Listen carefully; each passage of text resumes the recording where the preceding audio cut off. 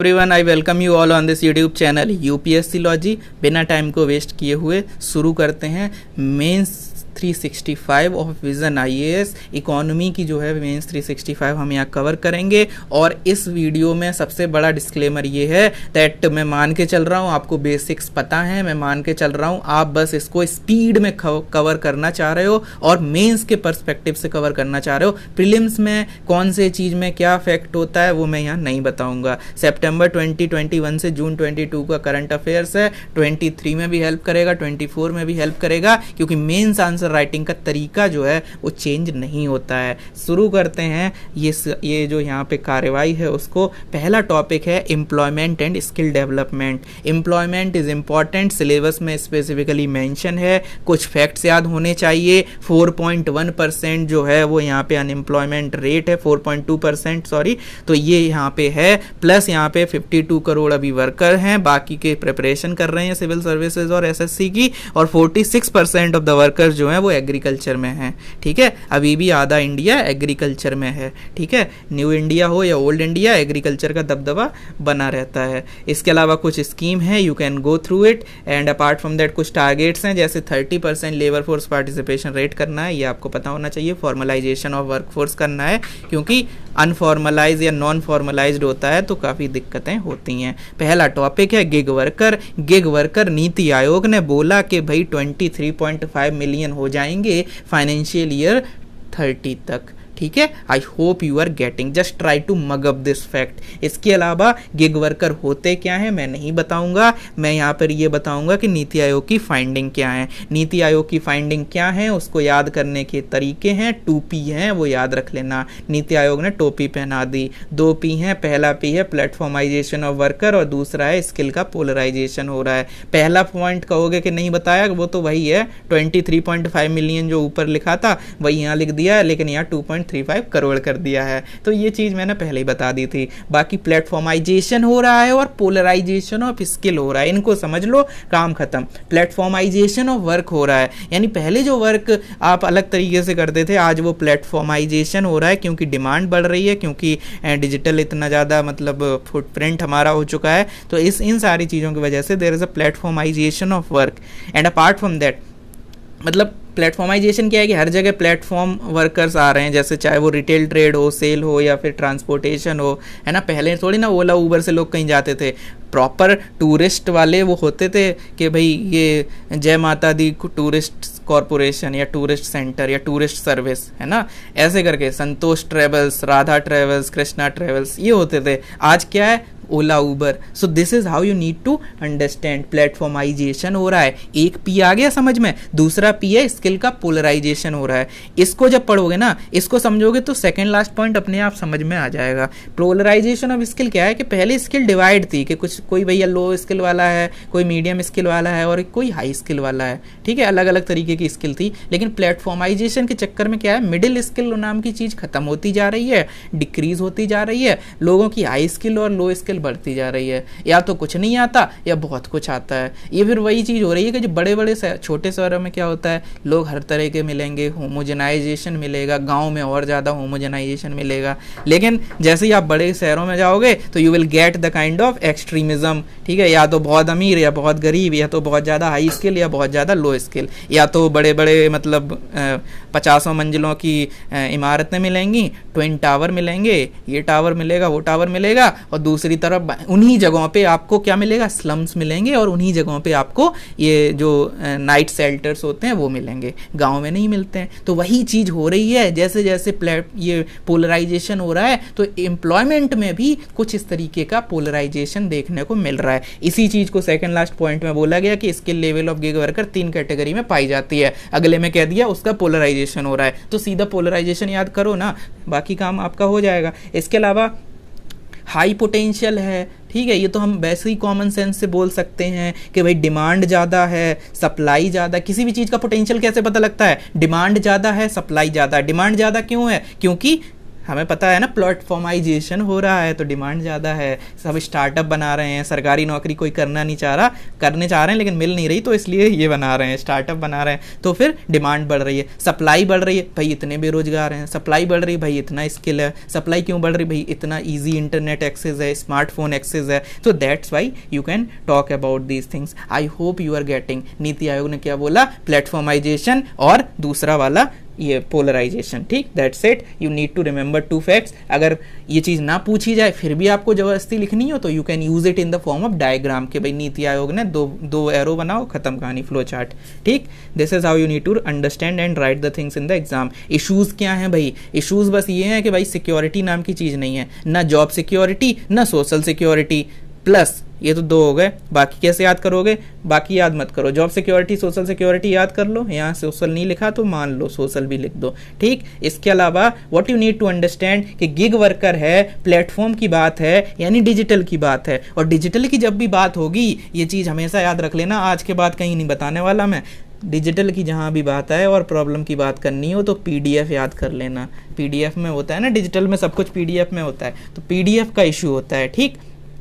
PDF का मतलब P for privacy issue, तो यहाँ नहीं लिखा है, देखो विजन ने नहीं लिखा, आप लिख दो प्राइवेसी इशू है कि इतना ज़्यादा डेटा है, data is the new oil, और डेटा का यूज़ हो रहा है वगैरह वगैरह, you can write it, privacy issue, ठीक। अगर इंडिविजुअल की बात करोगे तो प्राइवेसी इशू होगा, लेकिन जब सरकारों की बात करोगे, इंडिया, यूएसए, यूके और बाकी कनाडा, रशिया, इनकी बात करोगे तो उनकी कोई प्राइवेसी नहीं होती, उनकी होती है डिजिटल सोवेरेनिटी या डेटा सोवेरेनिटी। ये अलग से आर्टिकल आया था एक न्यूज़पेपर या कहीं आया था, तो यू कैन यूज इट कि भाई privacy when it comes to individual, या ये भी लिख सकते हो। अब आप कहोगे कि गिग वर्कर में ये कैसे लिख सकते हैं, आप कुछ भी बोले जा रहे हो, मैं कुछ भी नहीं बोले जा रहा हूँ, जस्ट आपको एक चीज़ लिखनी है डेटा डिजिटल सोवेरेनिटी से लिंक करके कि भाई एमएनसीज आ रही हैं ना गिग इकोनॉमी में, इसलिए भारत सरकार की डिजिटल सोवेरेनिटी खतरे में है। क्यों?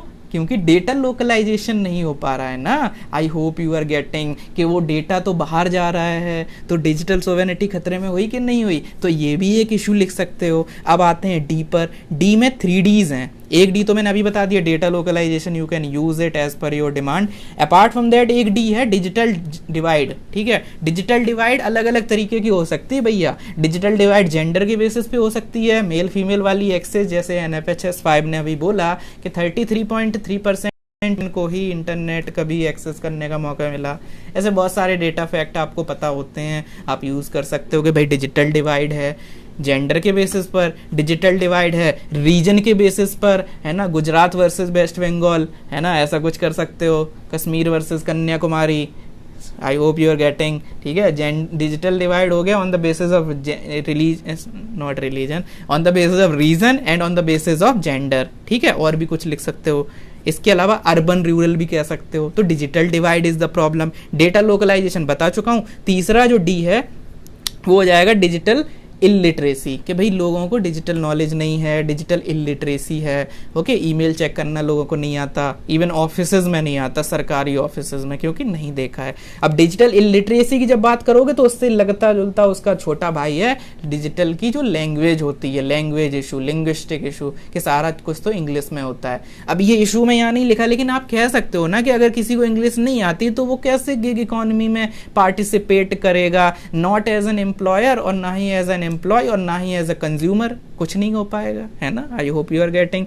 एंड तीनों डी बता दिए। एंड देन एफ, तो एफ का मतलब वो थोड़ा डिजिटल वाला है, वो यहाँ इनकॉर्पोरेट नहीं होगा, फेक न्यूज़ वगैरह, बट यस कहीं पर भी कोई डिजिटल आ जाए वर्ड, यू कैन एनालाइज कि पीडीएफ के कौन कौन से पॉइंट लग रहे हैं। और पीडीएफ सिर्फ 3 पॉइंट नहीं है, पी के मैंने 2 बताए और डी के मैंने 3 बताए, तो 3, 2, 5 और एक 6 पॉइंट हैं तो आपके पास, ठीक है। प्लस क्योंकि इकोनॉमी में कोई टॉपिक पढ़ रहे हो तो you can always right infrastructural issues, investment issue, finance issue, क्योंकि इकोनॉमी तो पैसे से ही चलती है, तो वहाँ पर भी आप वो भी इशू हमेशा ही होता है लगभग। ये मैं टेम्पलेट बता रहा हूँ, मैं कोई गिग इकोनॉमी नहीं पढ़ा रहा हूँ। नहीं आप सोचोगे भाई गिग इकोनॉमी में इतना क्यों पढ़ा रहे हो, इतनी देर हो गई है and all. Just try to understand the things, okay, कि आप इसको यूज़ कर सकते हो। अब आगे किसी आर्टिकल में ऐसा कुछ होगा तो मैं सिर्फ बताऊंगा कि भाई पीडीएफ लिख लेना, बाकी कुछ नहीं करना है।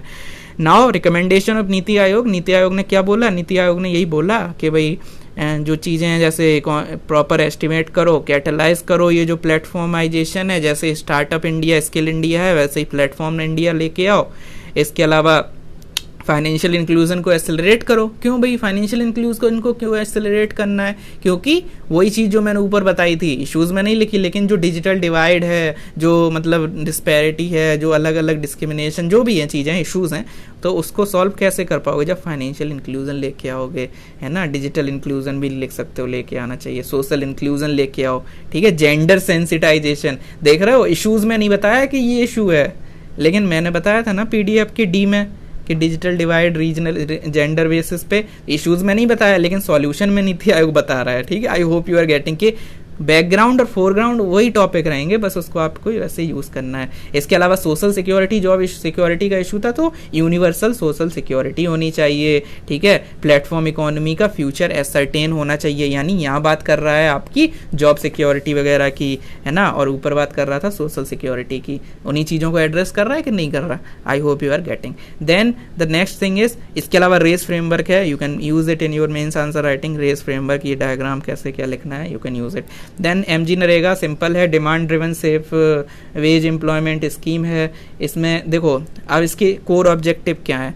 कोर ऑब्जेक्टिव हमें नहीं पता, हम just try to use the stakeholder approach over here, कि सबसे पहले मतलब जो वर्क कर रहा है उसको क्या मिल रहा है? उसको लाइवलीहुड मिल रहा है, ठीक है। सोसाइटी को क्या मिल रहा है? सोशल इंक्लूजन मिल रहा है। सरकार को क्या मिल रहा है? प्रोडक्टिव एसेट्स मिल रहे हैं। और लोकल लेवल वाली को क्या मिल रहा है? उसका स्ट्रेंथनिंग हो रहा है, PRIs का, ठीक है। तो गवर्नमेंट को कुछ मिल रहा है, लोकल गवर्नमेंट को कुछ मिल रहा है, सोसाइटी को कुछ मिल रहा है, और जो यहाँ पार्ट कर रहा है उसको भी कुछ मिल रहा है। जो पार्टिसिपेट कर रहा है उसको लाइवलीहुड मिल रही है, लोकल गवर्नमेंट को स्ट्रेंथनिंग और PRI हो रहा है, गवर्नमेंट को यहाँ पे प्रोडक्टिव एसेट्स मिल रही हैं, और सोसाइटी को यहाँ पे सोशल इंक्लूजन मिल रहा है। ऐसे 4 पॉइंट स्टेक होल्डर अप्रोच करके you can use, you can remember, और ये लाइन याद रख लेना, ये demand driven veg employment scheme है, ठीक है। बाकी मिनिस्ट्री से आती है, वो कुछ याद नहीं करना मेंस के लिए। एंड एक बॉटम अप अप्रोच है, पीपल सेंटर्ड है, सेल्फ सिलेक्टिंग है, और राइट बेस्ड है। अच्छे अच्छे वर्ड्स हैं, you can use it. And then बाकी social audit is one of the important feature of MG NREGA, वो भी यहाँ लिखा हुआ है कि सोशल ऑडिट इसके अंदर होता है। बाकी इसकी स्ट्रेंथ क्या है? देखो अच्छी, जो इसके ऑब्जेक्टिव है वही इसकी स्ट्रेंथ है, जो इसके फीचर्स हैं वही इसकी स्ट्रेंथ है, अलग से कुछ याद करने की जरूरत नहीं है। जैसे बॉटम अप अप्रोच इसका एक कैरेक्टरिस्टिक था, तो वही इसका स्ट्रेंथ है, ठीक है। I hope you are getting. And then way forward, way forward ये जो न्यूज़ में बार बार आता है, फंड खत्म हो गया, फंड खत्म हो गया, वो सब नहीं होना चाहिए। स्कीम को रिवाइज करो, उसका वेज रेट बढ़ाओ, ठीक है, उसको रिवाइज करो ताकि जो भी मतलब इन्फ्लेशन चल रही है उस सबसे एडजस्ट करो। प्रॉपर बजट एलोकेशन होना चाहिए, पार्टिसिपेटरी टेक्निक्स का यूज होना चाहिए, ठीक। और यही सारी चीज़ें skill of MG NREGA worker, insure better work place for women worker, use of technology, ombudsman, proper grievance redressal, ये कहीं लिख सकते हो किसी भी स्कीम में। Participative approach, grievance redressal, and apart from that ये जो टेक्नोलॉजी का यूज़ करो और ज़्यादा state of art technology, information, education, communication लेकर आओ, वही चीज़ है। दैट्स इट, खत्म। Nobel prize in economics, I am going to skip it. Skill development, skill development देखो यहाँ पे सिंपल सी बात है, 2 फैक्ट याद रखना, बहुत ही गंदे से फैक्ट हैं। पहला फैक्ट ये है कि भैया 5% फॉर्मली स्किल्ड है इंडिया में, जबकि कोरिया में 96% और जापान में 80% है। गंदा fact. Apart from that Indian skill report, India skill report 2021 ये बोलती है कि जो एजुकेटेड सो कॉल्ड बुद्धिजीवी पढ़े लिखे लोग हैं, तो उसमें से 45.9% किसी भी लायक नहीं है, बेकार हैं, जॉब देने लायक नहीं है, उनकी अनएम्प्लॉयबिलिटी ख़राब है, ऐसा बोल रही। कितनी गंदी गंदी बातें लिखी हुई हैं। एक तो जो हैं उनकी स्किल नहीं है, और जो नहीं है वो तो होने लायक ही नहीं है, ठीक है। I hope you are getting, ठीक है। ऐसे याद कर लो स्किल्ड, अब ऐसे फैक्ट याद करने लग जाओगे तो भूल जाओगे। जस्ट ट्राई टू अंडरस्टैंड, जो ऑलरेडी हैं वो फॉर्मली स्किल्ड नहीं है, और जो नहीं है उनकी आने की अभी औकात नहीं है, है ना। इससे ज़्यादा वर्ड क्या ही बोलें। So this is how you need to remember 2 facts, बस दैट्स इट। बाकी देख लो, अगर याद हो जाए तो ठीक है, अदरवाइज 2 बेयर मिनिमम, जैसे बेयर नेसेसिटी एक्ट था, इंडेक्स था, वैसे ही है, ठीक। इसके अलावा स्किल डेवलपमेंट से रिलेटेड आपको पता ही है, स्किल डेवलपमेंट में संकल्प है, स्ट्राइव है, स्मार्ट है, निपुण है, and then normal skill development mission है, national policy for skill development है, इवन मिनिस्ट्री बना दी, उसको भी लिख दो, बस खत्म। इसके अलावा 400 मिलियन को इंडियंस को यहाँ पे ट्रेन करना है ना। अभी जैसे 5% है, नंबर में देखा जाए तो 73 मिलियन है बस, तो उसको करना है 400 का आंकड़ा यूज़ करना है। जैसे S-400 है ना रशिया वाला, तो वहीं से इंस्पायर होकर हम कह रहे हैं हम स्किल भी S-400 करेंगे, ठीक है। I hope you are getting. NSDM का टारगेट 400 है, ठीक, याद रखना है इसको। इसके अलावा एक कंस्ट्रेंट के नाम पे ये कमेटी का नाम जरूर याद कर लेना, शारदा प्रसाद कमेटी। इन्होंने ऐसा बोला था कि इनएडुकेट इंडस्ट्री इंटरफेस की वजह से प्रॉब्लम है, बाकी पढ़ सकते हो, कोई यहाँ पे बड़ी सी चीज़ नहीं है।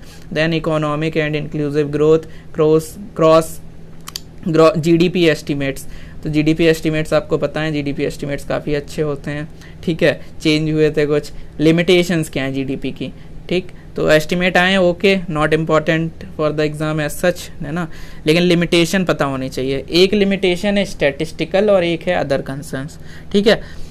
स्टैटिस्टिकल मतलब उसके कंटेंट की बात करेंगे, और अदर कंसर्न में मतलब उसके कॉन्टेक्स्ट की बात करेंगे या कुछ इधर उधर की बातें करेंगे, है ना। इधर उधर की तू बात ना कर, ये बता कि जो भी था कैसे हुआ, है ना।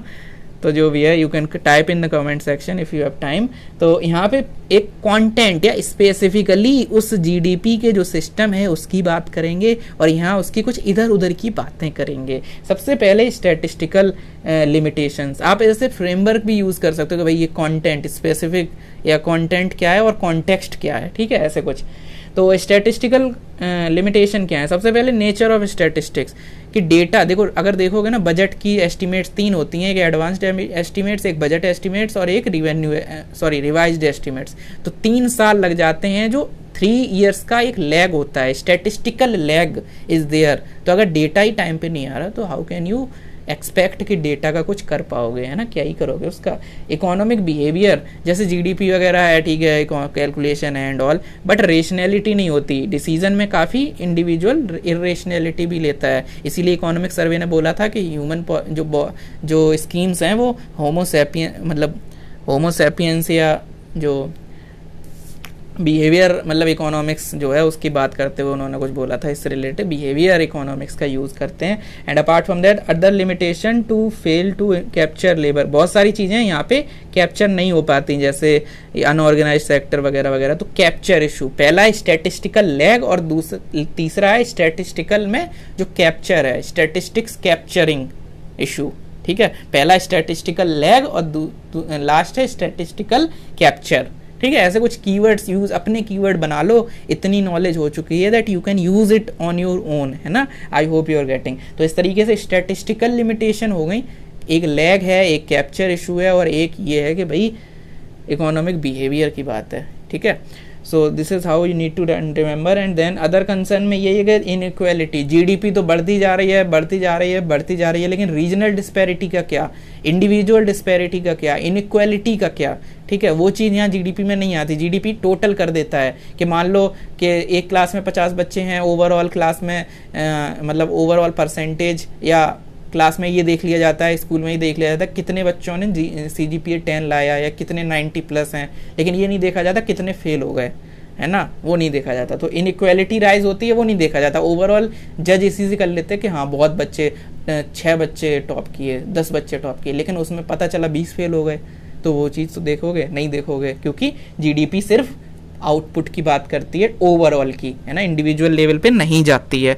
And then weak relationship between the money and wellbeing, ये वाला, और इन्वायरमेंट इम्पैक्ट मोस्ट इंपॉर्टेंट। तो ये यहाँ पे लिमिटेशन है। आई होप आपको लिमिटेशन याद हो गई। इसके अलावा अदर इंडिकेटर्स या अदर इंडिकेटर्स यहाँ पे, जैसे अभी हमने देखा एनवायरमेंट वगैरह नहीं आ पाता, तो इसलिए अलग अलग इंडिकेटर्स भी हो सकते हैं। जैसे GDP के ऑल्टरनेटिव क्या है, GNH, ग्रॉस नेशनल हैप्पीनेस। इसके अंदर गुड गवर्नेंस होता है, सोशियो इकोनॉमिक डेवलपमेंट होता है, जो सस्टेनेबल वाला है वो, प्लस कल्चरल प्रिजर्वेशन है, and then the environmental conservation, जो हमने ऊपर देखा था कि भाई एनवायरमेंट वगैरह। तो GNH ये भूटान का सिस्टम है, 4th किंग ऑफ भूटान लेकर आए थे। देन ह्यूमन डेवलपमेंट इंडेक्स है, बेयर नेसेसिटी इंडेक्स है, जो इकोनॉमिक सर्वे लेकर आया था। ग्रीन GDP है, green GDP environmentally adjusted GDP होती है, यानी कि यहाँ पे जो डिप्लीशन है और डिग्रेडेशन है, 2 Ds हैं, 2 Ds, है ना, रोडीज नहीं 2 Ds, तो जीडीपी के जो है ना ग्रीन जीडीपी में 2 डी होते हैं, एक डिप्लीशन और एक degradation, depletion of natural resource and degradation of environment. इसको मेजर करके निकाला जाता है और उसे एडजस्ट किया जाता है, मतलब जीडीपी में इतने को माइनस कर दिया जाएगा कि ठीक है इतना करोड़ या इतने लाख या 5 ट्रिलियन इकोनॉमी जो भी है था, माइनस कितना एनवायरनमेंट डिग्रेड किया उसकी कुछ वैल्यू माइनस कर दी जाएगी। लेकिन दूसरा जो है ग्रॉस एनवायरनमेंट प्रोडक्ट, वो ये पहला वाला थोड़ा निगेटिव जैसा फील कर रहा है कि यार काट रहा है, हटा रहा है, निगेटिव चीज को देख रहा है, एनवायरनमेंट के निगेटिव एंगल को देख रहा है कि यार ये इतना नुकसान हो गया, एनवायरनमेंट ने जो दिया उसको नहीं देख रहा। सो इसलिए ग्रॉस एनवायरनमेंट प्रोडक्ट ये नहीं देखता कि जीडीपी निकालो फिर उसमें से जो नुकसान हुआ वो माइनस करो, एनवायरनमेंट का नुकसान माइनस करो, नहीं, एनवायरनमेंट ने क्या दिया, पॉजिटिव आउटकम देखता है, एनवायरनमेंट ने कौन सी इकोसिस्टम सर्विस दी, ठीक है, ecosystem service is the keyword that you need to remember over here, ठीक है, ये उसकी बात करता है। देन जेन्युइन प्रोग्रेस इंडिकेटर, ये एनवायरनमेंट के साथ साथ सोशल एलिमेंट को भी जोड़ देता है, जैसे क्राइम्स, तो एनसीआरबी का डेटा वगैरह यूज करके अगर हम करने लगे तो हम कहेंगे जेन्युइन प्रोग्रेस इंडिकेटर का यूज कर रहे हैं। देन पोस्ट पैंडेमिक इकोनॉमी, कुछ फैक्ट्स हैं, यू कैन यूज इट, ठीक है, कोई स्पेसिफिक फैक्ट भी नहीं है, ऐसे ही कुछ लिखा हुआ है अजीब सा, you can read it. Then poverty alleviation, तो जैसे 365 दिन होते हैं एक साल में और 365 364 है ना, 366 भी हो जाते हैं, तो 364 याद रखना, इतने million people below poverty line है इंडिया में, ऐसे फैक्ट याद कर लेना ये वाला, ठीक। And apart from that poverty estimates, तो अलग अलग पॉवर्टी एस्टिमेट्स हैं, पॉवर्टी के अलग अलग यहाँ पे डायमेंशन होते हैं। वेलबींग अप्रोच जो है एरिक एलार्ड ने दिया था, इन्होंने हैविंग, लविंग और बीइंग, HLB है ना, एथिक्स में भी ऐसा कुछ यूज कर सकते हो, दैट ओवरऑल वेलबींग क्या होती है, हैविंग, लविंग और बीइंग, ठीक है, ऐसे यूज कर सकते हो एरिक एलार्ड की ये वाली theory. Plus capability approach Amartya Sen, तो इनकी जो कैपेबिलिटी अप्रोच है वो यहाँ पे बात करते हैं, उसमें ये बोला जाता है कि पॉवर्टी क्या है कि मतलब फ्री डेवलपमेंट क्या होता है, फ्रीडम होता है कि जितनी ज़्यादा आपके पास चॉइसेस हैं, आपके पास कैपेबिलिटी है।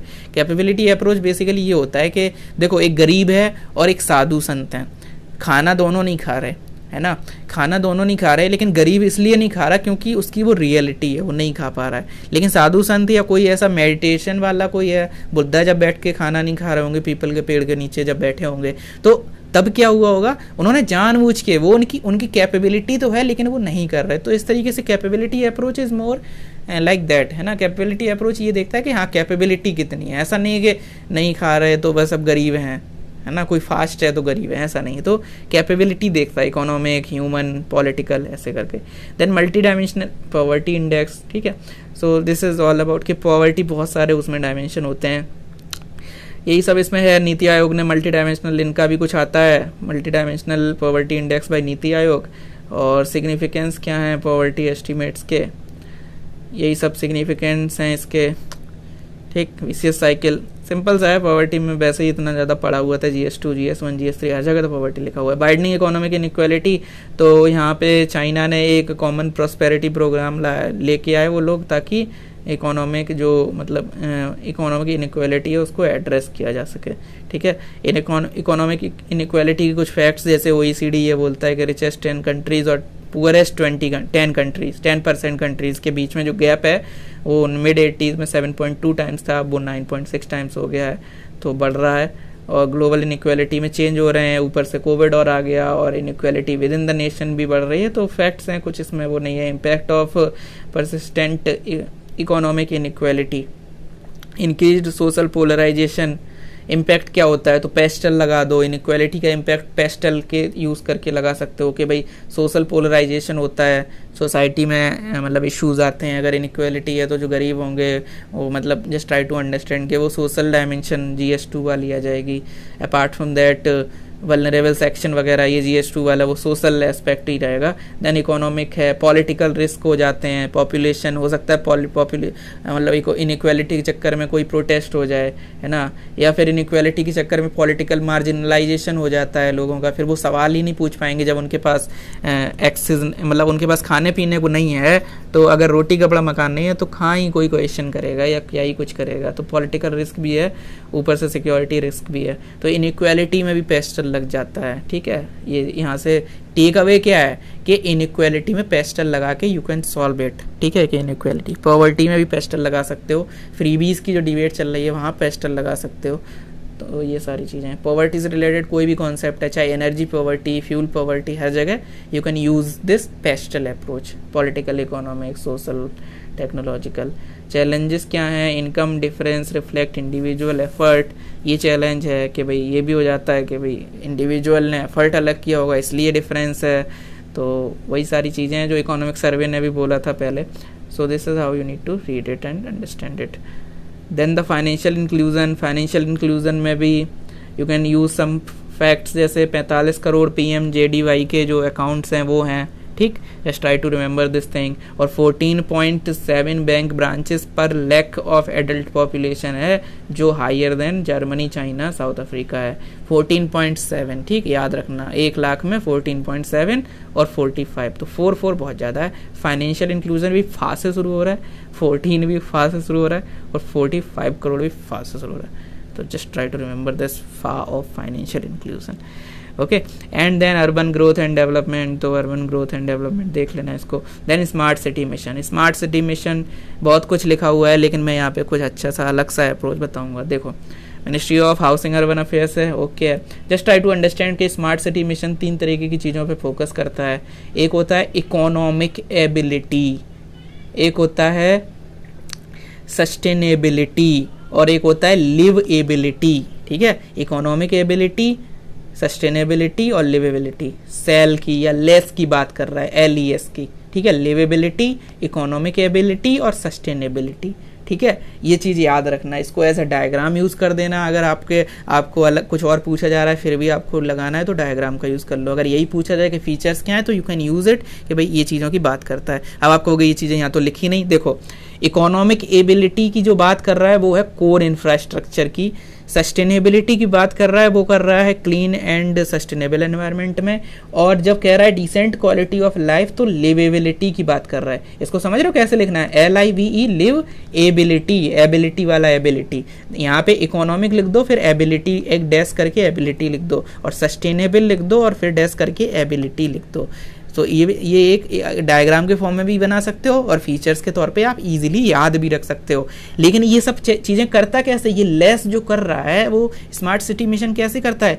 लेस यूजिंग स्मार्ट सॉल्यूशन, तभी तो स्मार्ट सिटी बोल रहे हो। ये सब चीज़ें करनी है, लेकिन कैसे करनी है? Using smart solution. तो ये चीज़ ध्यान रखना, ठीक। तो हमने क्या करा, ये जो मैंने LES बताया, लिवेबिलिटी, इकोनॉमिबिलिटी वगैरह वगैरह, ये मैंने योजना की मैगजीन का कवरेज करके बताया, वहाँ से मतलब हाँ ऐसे कवर किया गया था। और जो ये दूसरा वाला है स्मार्ट सॉल्यूशन वो यहाँ से बताया है, but you can merge them and you can use it accordingly, ठीक है। अगर कहीं पे ये चीज़ मेजर क्वेश्चन का बॉडी में नहीं आ रही है तो you can use it in the introduction itself, वहीं डायग्राम बना के, ट्रायंगल बना के या कुछ बना के, सर्किल वर्किल, यू कैन यूज इट कि liveability, economic ability and sustainability. फिर अगर और इलेबोरेट करना है तो उसके आगे एरो बना के you can write core infrastructure, clean and sustainable environment. ये कैसे करना है? बाय यूजिंग स्मार्ट सॉल्यूशन, ठीक है। देन इम्प्लीमेंटेशन SPV करता है, और फाइनेंसिंग इसमें जो है अलग अलग सेक्टर्स के होती है। देखो, फाइनेंसिंग यहाँ पे जो है वो गवर्नमेंट फाइनेंसिंग जो है वो 2 तरीकों से हो रही है, और मॉनिटरिंग 3 तरीकों से हो रहा है। फाइनेंसिंग 2 तरीकों से क्यों? ऐसे जैसे मतलब प्राइवेट, पब्लिक सब कुछ, प्लस यहाँ पे जो मॉनिटरिंग है वो 3 टियर मॉनिटरिंग है, ठीक। चैलेंजेस क्या है? चैलेंजेस यहाँ सबसे पहले क्या है, क्योंकि देखो मैंने अभी पहले क्या बताया था वही चीज़ दोबारा बता रहा हूँ, क्योंकि स्मार्ट सिटी में स्मार्ट सॉल्यूशन की बात हो रही है। स्मार्ट सॉल्यूशन का मतलब है क्या है? स्मार्ट सॉल्यूशन का मतलब है डिजिटल जहाँ आएगा PDF का इशू आएगा। PDF का इशू में अब यहाँ ऐसा तो है नहीं डेटा लोकलाइजेशन की बात कर दो, क्योंकि वो तो डिजिटल MNC का तो कोई रोल नहीं है, तो नहीं लिखो, उसे छोड़ दो। यहाँ पे कुछ और लिख सकते हैं क्या? प्राइवेसी लिख सकते हैं क्या? या मतलब नॉर्मल PDF का जो आपका एक मतलब कह सकते हो इतना ज़्यादा जब रिलायबल हो जाएंगे उस पर तो एक प्रॉब्लम आएगी कि डेटा कॉन्फिडेंशियल डेटा लीक ना हो जाए। तो इसमें साइबर सिक्योरिटी जो मैंने बताया था प्राइवेसी है, तो वो डिजिटल सोवेनिटी भी हो सकती है, या उसी का एक और वेरिएंट होता है साइबर सिक्योरिटी। तो साइबर सिक्योरिटी या साइबर वॉरफेयर का केस में हमारा पूरा सिस्टम कोलैप्स कर जाएगा और हम ज़्यादा डिजिटल पे रिलाई करेंगे, ठीक है। प्लस कोविड की वजह से इम्प्लीमेंटेशन इशू आए, प्लस यहाँ पे जो हमने ऊपर देखा था इम्प्लीमेंटेशन में SPV वगैरह, तो वहाँ पे ट्रेनिंग नहीं है। तो human resource development is one of the major issue in most of the scheme के लोगों की ट्रेनिंग, या फिर वैकेंसी होती है वो एक इशू होता है। तो काफ़ी जेनेरिक पॉइंट है, कोई बड़ी चीज़ नहीं है। प्लस स्लो प्रोग्रेस है, जो 6 साल का इसका टाइम था उसमें 50% से भी कम इम्प्लीमेंटेशन हो पाया, ऊपर से कोविड ने भी इम्प्लीमेंटेशन नहीं होने दिया। तो इम्प्लीमेंटेशन मॉनिटरिंग इन्हीं सब पर्सपेक्टिव में यू कैन एनालाइज इट। ठीक है, इसके अलावा क्या करना है वे अहेड, तो मॉडल ऑफ सस्टेनेबल अर्बनिज्म बन सकता है ये पर्टिकुलर कॉन्सेप्ट, ऐसा योजना ने बोला था, आप उसको यूज़ कर सकते हो। अदरवाइज आप विजन का यूज़ कर सकते हो, लॉन्ग टर्म ट्रांसफॉर्मेशनल प्रोग्राम है वगैरह वगैरह। देन हाउसिंग सेक्टर की बात करेंगे, अर्बन में चाहिए थे अर्बन में चाहिए थे 2 करोड़, अलग अलग डिमांड थी। Over 1 crore house hold grounded PMAY urban में, और इसमें 3 करोड़, और ये सारी चीज़ें। प्रधानमंत्री आवास योजना उसका एक वेरिएंट, उसके अंदर अफोर्डेबल रेंटल हाउसिंग कॉम्प्लेक्स है जो कोविड के टाइम में काफ़ी न्यूज़ में रहा था। ठीक है, इसके अलावा global housing technology challenge GHTC, इसमें क्या होता है क्रिएटिव टेक्नोलॉजी। तो अगर आ जाए कि सस्टेनेबल हाउसिंग में गवर्नमेंट क्या कर रही है या क्या स्कीम्स हैं, तो you can use it. GHTC में भी सस्टेनेबल हाउसिंग पे जोर दिया जाता है, plus affordable rental housing complex वगैरह वगैरह, plus you can use it के जो भी चीज़ें हैं वो उसको यूज़ किया जा रहा है बाकी सारा सस्टेनेबल पर्सपेक्टिव से। ठीक, then land reforms in India, land reforms पुराना डेटा है 2010-11 में 1.15 हेक्टेयर था average farm holding, less than 10% जो है नॉन एग्रीकल्चर यूजर्स हैं, प्लस 24% जो है वो जियोग्राफिकल एरिया अंडर फॉरेस्ट है। Then the next topic is fiscal policy, status of government finance. So this is it for the day, 20 page हो गए, बाकी आगे कोशिश की जाएगी कंप्लीट करने की based on your response obviously. So I hope you enjoy this series, जो भी मैंने पॉइंट्स बताए, याद करने की ट्रिक बताई, निमोनिक बताई। If you like this series please comment in the comment section. So this is it, thank you so much.